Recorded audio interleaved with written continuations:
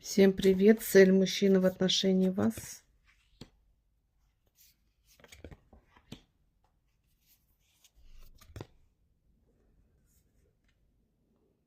Смотрите, конечно же, это шанс, это может быть новое начало ваших отношений какое-то, да, новое знакомство, может быть, да, и паш мечей новое, и туз пентаклей, да, это какие-то шансы, возможности.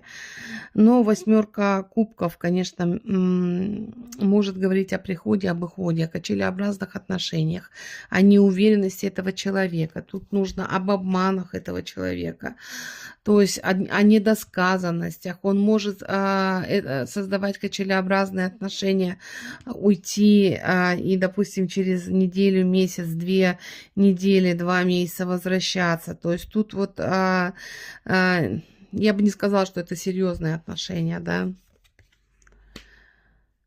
Ну, тут страсть, сила притяжения и, понимаете, такая сила больше на дьявола, конечно, похожа. Рыцарь жезлов. Ну нет, тут такие отношения, которые не ведут к стабильности, к постоянности. Тут захотел, пришел, да, захотел, ушел, взыграла страсть, прибежал, попользовался.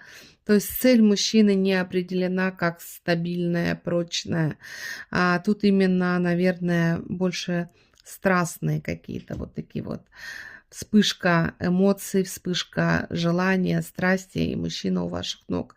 Но потом уходит, понимаете? Всем пока.